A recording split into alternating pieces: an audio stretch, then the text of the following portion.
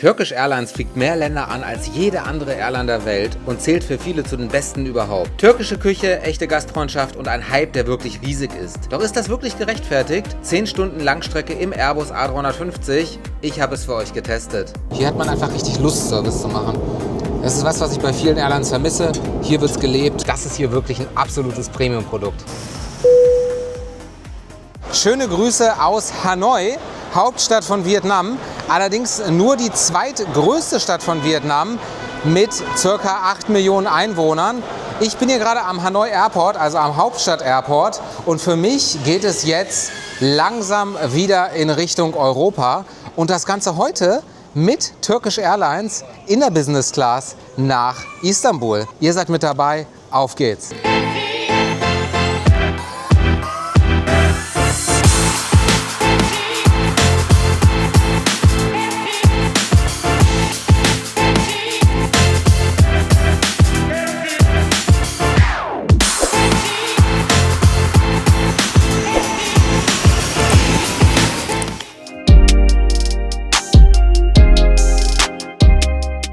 Hanoi Airport, Hauptstadt-Airport, aber für so einen Hauptstadt-Airport ist es hier gar nicht so voll und es wirkt tatsächlich auch hier relativ klein. Ich mache mich jetzt erstmal auf den Weg zum Check-in-Schalter von Turkish Airlines. Nicht, weil ich die Bordkarte noch brauche, die habe ich schon auf dem Handy. Ich konnte nämlich hier auch ganz normal online einchecken über die Turkish Airlines App, sondern weil ich ganz gerne einmal wüsste, was hier die Partner-Lounge von Turkish Airlines ist. So, Bordkarte erhalten, den Lounge-Gutschein auch und ganz interessant, Turkish Airlines bewirbt hier ein Airport-Upgrade in die Business Class für nur $899 auf der Strecke von Hanoi nach Istanbul. Das ist kein schlechter Preis für so einen 10 bzw. 11 Stunden Flug. Ausreise nach kurzer Zeit im Land und die Sicherheitskontrolle, alles hier sehr, sehr schnell. Aber Achtung, an der Sicherheitskontrolle hier müsst ihr sogar eure Schuhe ausziehen. Das habe ich tatsächlich auch schon länger nicht mehr erlebt. Das ist so ein bisschen wie in den USA. Und die Lounge, die Turkish Airlines hier als sogenannte Contracted Lounge hat, also als Partner-Lounge, die befindet sich hier schon direkt neben der Sicherheitskontrolle. Sie heißt Phongkach Tuong Gia ACV oder auf Englisch gesagt ACV Business Lounge. Schauen wir uns die mal an. Ich habe allerdings gerade auch schon parallel geschaut, es gibt ja auch noch einige Priority Pass Lounges, die also Airline bzw. Reiseklassen unabhängig nutzbar sind. Vorteil von diesen Lounges, sie haben auch eine Dusche. Schauen wir mal, was die hierher gibt. Wenn die keine Dusche hat, dann werde ich wohl noch mal wechseln müssen. Die Lounge hier auf jeden Fall sehr, sehr schön. Wahnsinn, fast komplett leer. Und die gute Nachricht, es gibt Duschen. So, die werde ich erstmal gleich nutzen. Aber ansonsten gibt es hier auch ein riesiges Buffet mit ganz, ganz vielen warmen Sachen, sowie auch ein paar Früchten. Und es gibt auch eine Bar, eine große Auswahl an alkoholischen und nicht alkoholischen Getränken.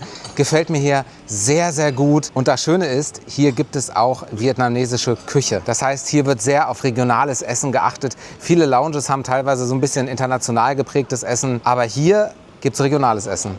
Jetzt erstmal gleich schön duschen, vorm Abflug, perfekt. Dann noch was essen. Und dann geht's zum Gate. Das war noch ein richtig toller Aufenthalt hier in der Lounge. Schön was gegessen, was getrunken und vor allem frisch geduscht, einmal schön umgezogen. So kann ein Langstreckenflug starten.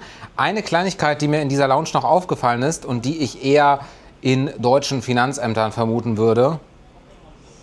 Hier gibt es sogar ein Faxgerät.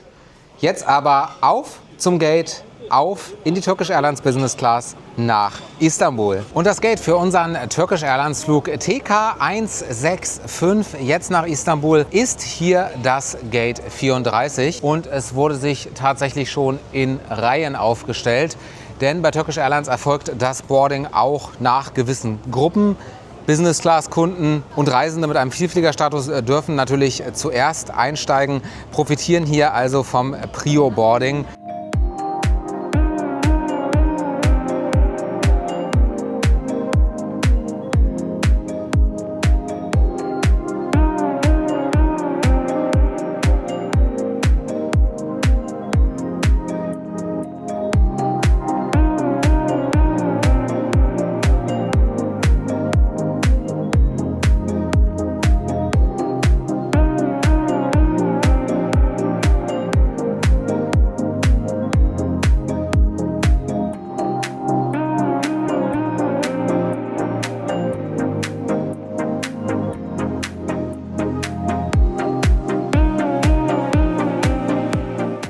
Und damit herzlich willkommen an Bord der Turkish Airlines Business Class hier im Airbus A350, jetzt auf unserem Weg nach Istanbul durch die Nacht. Und ihr habt es ja gerade schon beim Boarding gesehen, euch erwartet hier einiges an diesem Sitzplatz.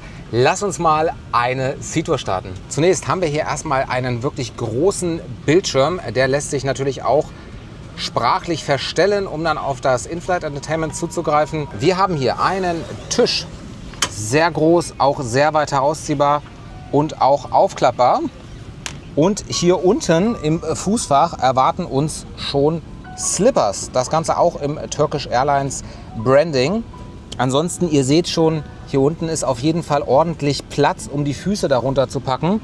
Und hier unten, wo ich jetzt gerade mit dem Fuß hin zeige, da ist auch nochmal zusätzlicher Platz für Handgepäck.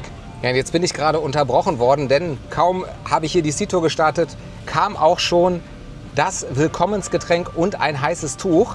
Machen wir aber erstmal weiter. Ihr seht, ihr habt hier auch die Kopfhörer. Das Ganze auch sehr hochwertig, auch frisch verpackt. Und wir haben hier ein kleines Schließfach. Das lässt sich auch schließen. Und es lässt sich sogar verriegeln mit einem individuell gewählten PIN. Ansonsten haben wir hier noch eine Steckdose und eine USB-Steckdose. Und hier lag eben auch schon ein Amenity-Kit bereit. Auch das sieht sehr, sehr hochwertig aus. Werde ich mir auf jeden Fall nachher mal anschauen. Ansonsten zum Sitz selber, was mich hier auf der Sitzfläche erwartet hat. Zum einen ein schönes, bequemes Kissen und eine Decke. Das ist eine sehr, sehr dünne Decke. Da gibt es später noch eine weitere, etwas komfortablere, etwas dickere Decke. Aber das erstmal hier auf jeden Fall zum Start. Ansonsten findet ihr hier an dem Sitz noch ein herausnehmbares Bedienteil, mit dem ihr ebenso das In-Flight Entertainment System steuern könnt. Und wir haben hier auch schon die zahlreichen Schnellauswahlmöglichkeiten für die Sitzposition. Also hier könnt ihr einfach ganz schnell zum Beispiel in die Lounge-Position wechseln oder aber in die Position für Start und Landung und natürlich auch in das flache Bett. Das hier alles neben euch. Auf der rechten Seite haben wir hier noch eine Lampe, die lässt sich auch verstellen, also 3 Lampen insgesamt. Und an sich, ihr seht schon, man sitzt hier quasi in einer kleinen Muschel. Das Ganze gibt definitiv noch mal etwas mehr Ruhe. Gerade später in der Bettposition ist das auf jeden Fall noch mal ein deutlicher Komfortgewinn. Und wie gesagt, gerade wurde schon der Welcome Drink verteilt. Es gibt hier die Auswahl zwischen alkoholischen und nicht alkoholischen Getränken. Der Flugbegleiter hat sich schon freundlich vorgestellt, hat uns ein bisschen hier auf den Sitz hingewiesen, was es hier so alles gibt. Und wie gesagt, auch ein schönes, heißes Tuch gebracht. Und das riecht auch so schön. Also ich könnte mir sogar vorstellen, dass man da noch ein bisschen was drauf getröpfelt hat. Auf jeden Fall sehr angenehm. Jetzt erstmal auf einen guten Flug. Prost! Und es geht weiter. Gerade kam der Koch hier an Bord. Turkish Airlines hat nämlich auf der Langstrecke sogar einen eigenen Koch für die Business Class von Do & Co Catering. Auf jeden Fall eine der besten Catering-Firmen der Welt.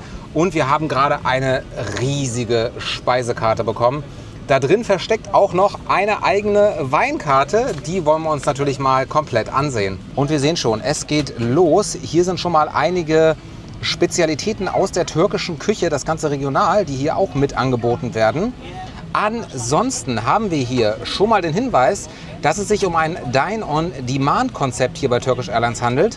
Das heißt, es gibt die Auswahlmöglichkeit von verschiedenen Speisen, wann immer man will. Also hier wird einem nichts vorgegeben, sondern man kann einfach das Essen bestellen, wenn man möchte.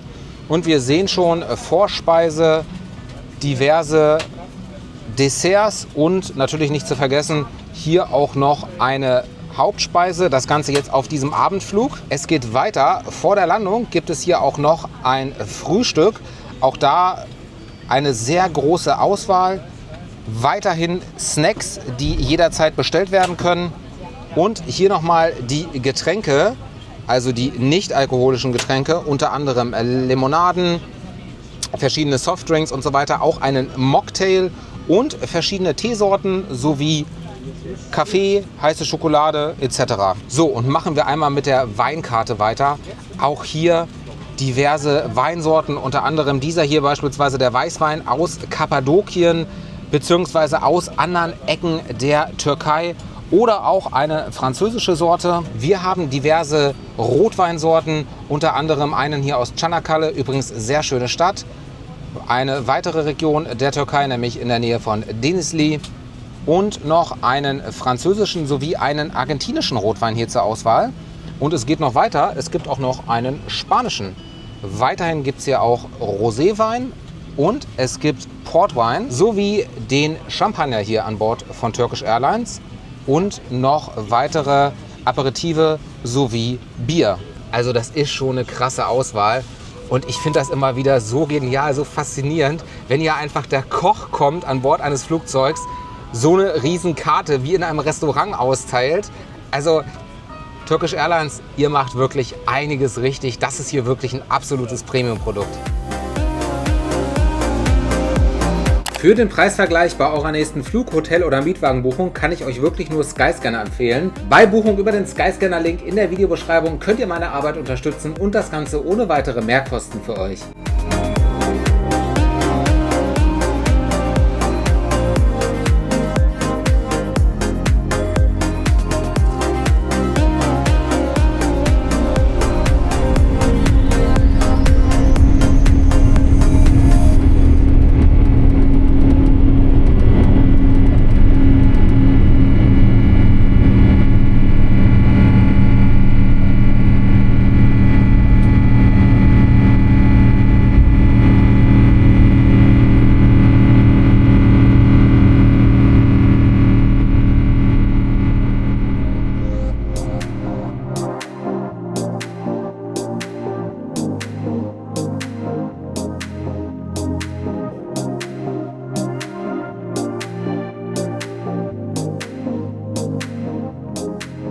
Wenige Minuten im Flug. Wir haben gerade Hanoi hinter uns gelassen, noch die letzten Ausläufer der Stadt gesehen, quasi noch die letzten Lichter.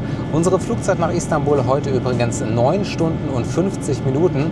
Das heißt, wir werden heute auch deutlich zu früh in Istanbul eintreffen.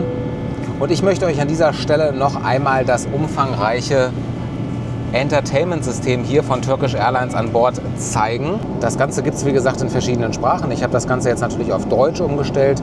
Und es gibt hier wirklich eine riesige Auswahl. Es gibt Filme, es gibt verschiedene TV-Serien, es gibt eine große Auswahl von Musik, es gibt einen eigenen Kinderbereich, es gibt sogar Live-TV, also Live-Fernsehen. Man kann natürlich den Flug verfolgen.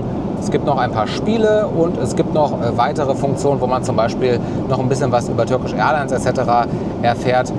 Meine favorisierte Funktion natürlich die Flugverfolgung, also die Landkarte bzw. die Daten zum Flug. Und unter anderem gibt es hier auch die Live-Kamera.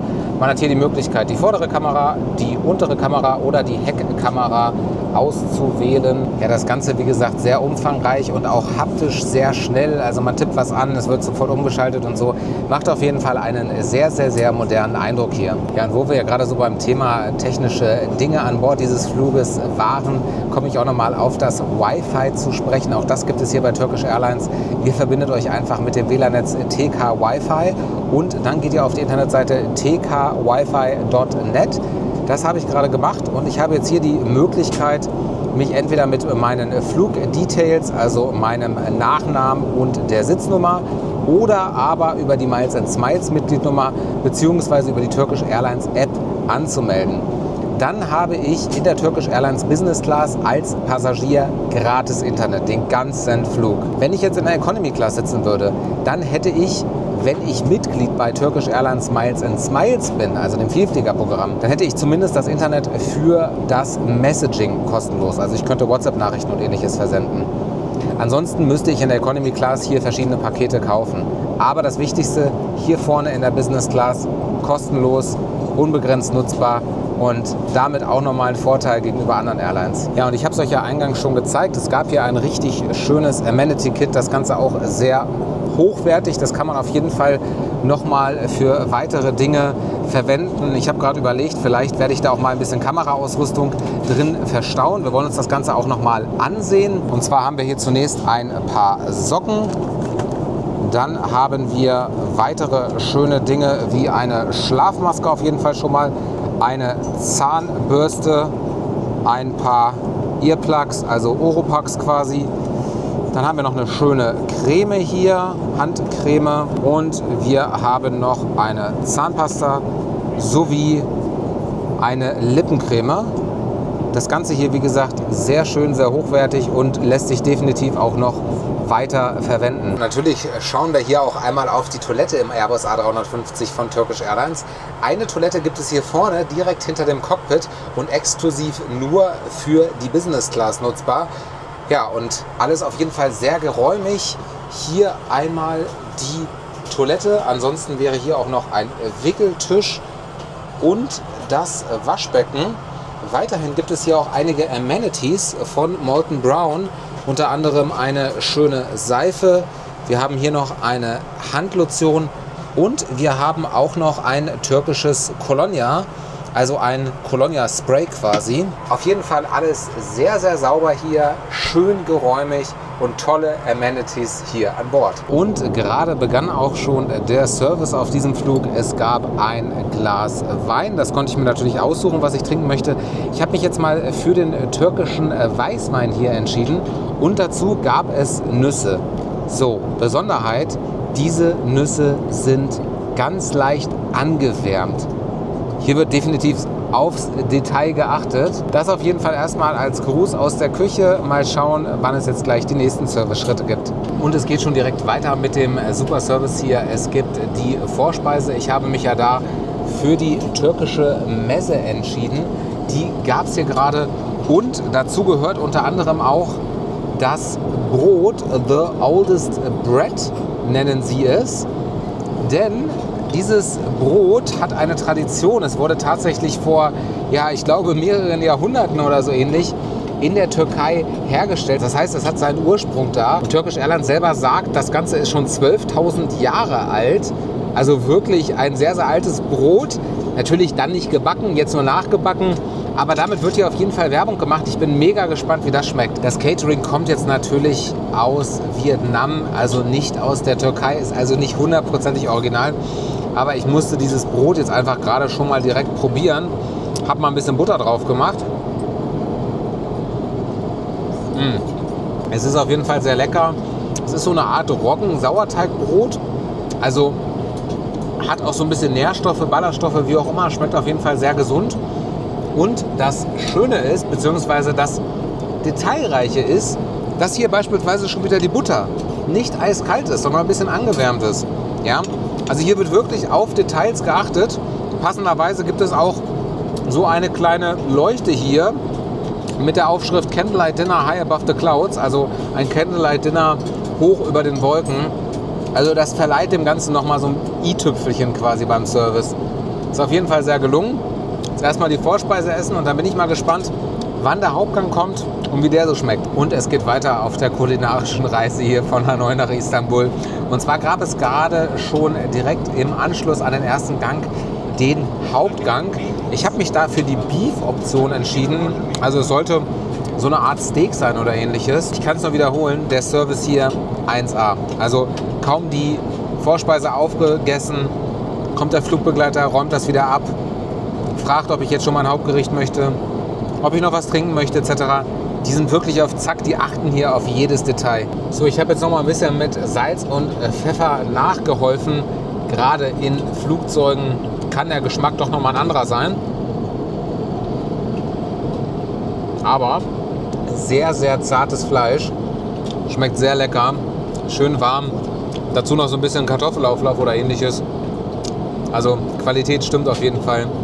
Richtig gutes Essen. Kaum Essen fertig, kommt der Flugbegleiter wieder, fragt, hat super geschmeckt? Ich, ja. Möchtest du dann Dessert jetzt? Ja. Ich möchte nämlich gleich schlafen. Möchtest du noch einen Wein? Ja. Und das ist das Ergebnis. Als Dessert habe ich jetzt tatsächlich ein Eis. Das ist tatsächlich auch mein allererstes Eis an Bord eines Flugzeugs. Und ich habe mir noch ein bisschen Obstsalat bestellt. Und eben den Wein noch. Ich kann nur sagen, von dem Service hier, ich bin überwältigt. Also hier wird auf Kleinigkeiten geachtet, hier wird regelmäßig Präsenz gezeigt. Hier gibt man sich einfach Mühe. Hier hat man einfach richtig Lust, Service zu machen.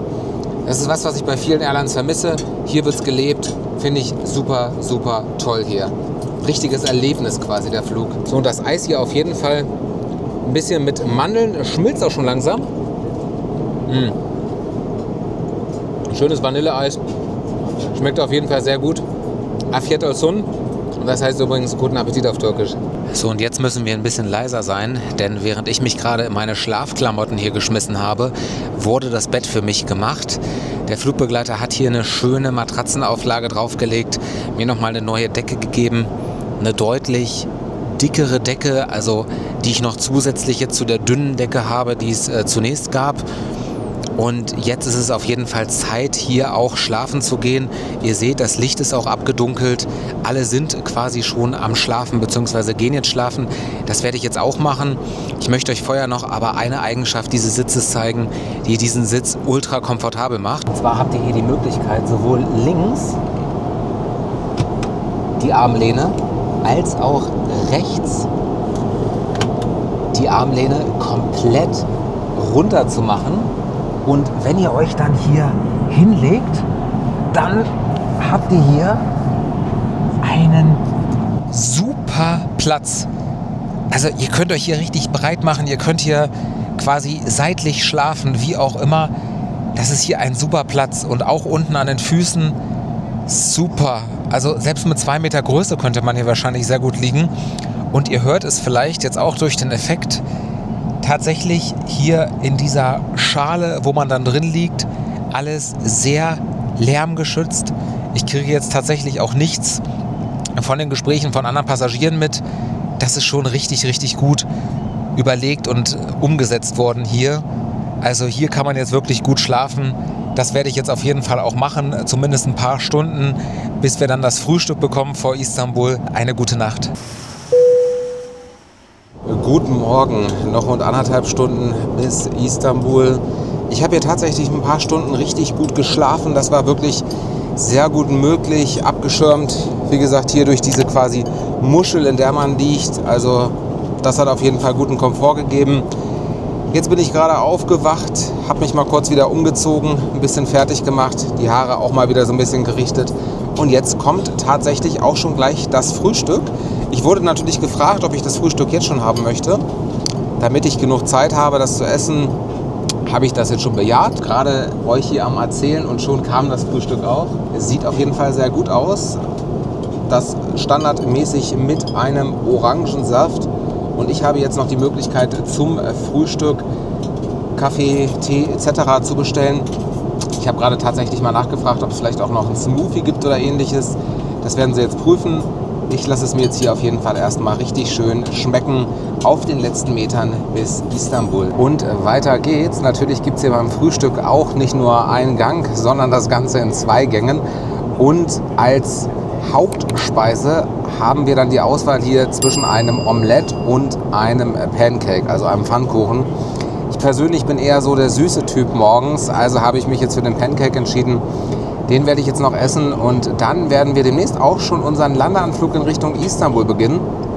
Tatsächlich sind es laut In-Flight Entertainment System nur noch 1 Stunde, 20 Minuten und wir sind auch bereits schon im türkischen Luftraum. Und der Abschiedsgruß bei Turkish Airlines in der Business Class, eine kleine Schachtel mit Pralinen, türkische Pralinen, Schokolade mit Pistazien. Das Ganze jetzt hier nochmal zum Abschluss, bevor wir jetzt einmal unseren Sinkflug in Richtung Istanbul einleiten.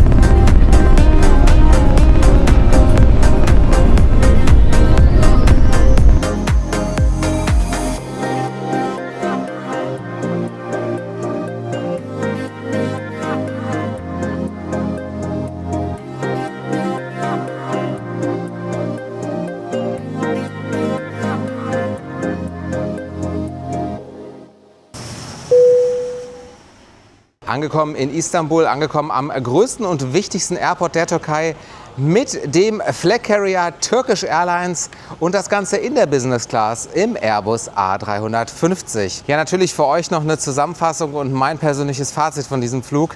Das fällt aber relativ kurz aus, denn es war ein absolut einwandfreier, toller Flug, der mich sehr begeistert hat. Der Service, die Crew, einfach nur toll. Also die haben wirklich auf jedes Detail geachtet. Und die haben sich Mühe gegeben, dazu ein super Catering und das Sitzprodukt, das habe ich ja tatsächlich so ähnlich schon häufiger erlebt, unter anderem letztens in der Boeing 787. Also man hat einfach Platz, man kann die Armlehne runter machen, man kann da vernünftig schlafen, einem wird das Bett gemacht. Ja, es ist einfach eine Business Class, wie sie sein sollte, wie man sie offen gesagt bei vielen Airlines vermisst. Turkish Airlines setzt hier Maßstäbe, wird auch regelmäßig für das tolle Produkt ausgezeichnet und das völlig zu Recht. Das ist wirklich eine Business Class, wie ich sie mir persönlich als Idealvorstellung im Kopf bilde quasi und wie sie einfach komplett richtig gemacht ist. Ein einziger Punkt, den ich vielleicht noch ändern würde, es könnten auf der Toilette ein bisschen mehr Amenities sein, aber sonst ein richtig tolles Erlebnis mit Turkish Airlines. Ich hoffe, euch hat dieser Flugreport gefallen. Ihr seid gerne mitgekommen und wenn ihr neugierig seid auf weitere Flugreports, spannende Erlebnisse, Tipps und Tricks zum Reisen, dann jetzt gerne hier abonnieren, wenn ihr es noch nicht gemacht habt, und die Glocke drücken. Ansonsten natürlich auch immer gerne teilen, liken und kommentieren. Und wir sehen uns beim nächsten Mal hier bei Zwischen Gate und Ziel.